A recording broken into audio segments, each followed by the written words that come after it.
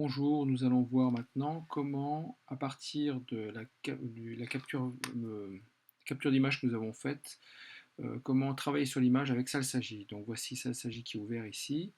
Nous allons ouvrir l'image. Donc il faut l'ouvrir dans le fichier dans le dossier pardon, dans lequel ça a été enregistré. Ici c'est le dossier interférent. Je prends l'image 0. Ici ouvrir. Voici l'image apparaît ici. Voilà. Donc à partir de là, donc vous voyez ici l'image n'est pas très contrastée, donc je peux très bien aller sur Image, voir Ajustement, donc luminosité contraste, et donc ici je vais augmenter le minimum, ici pour avoir une luminosité, donc vous voyez ici, un peu plus accentuée, et ça augmente un peu le contraste ici. Donc, je vais appliquer.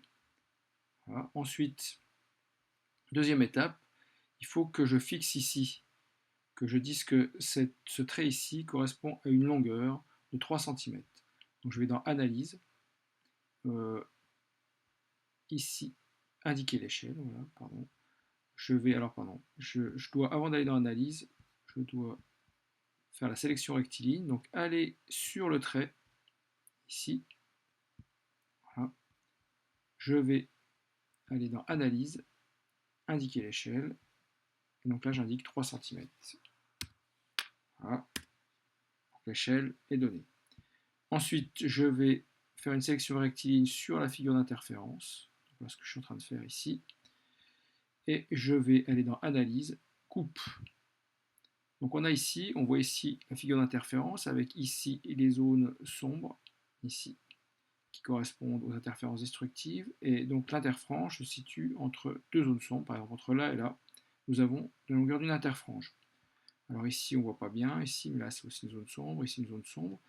En dessous, alors quand on pointe ici, en dessous vous avez X qui est écrit 555, donc c'est la valeur en centimètres de la position, distance en centimètres.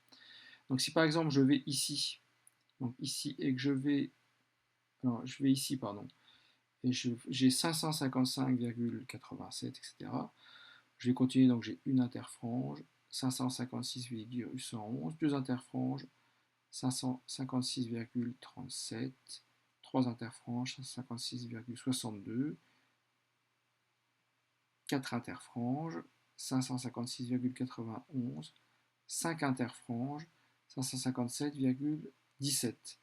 Donc on peut faire la différence entre la longueur que l'on vient de mesurer ici, 557,17, la première ici, 555,87.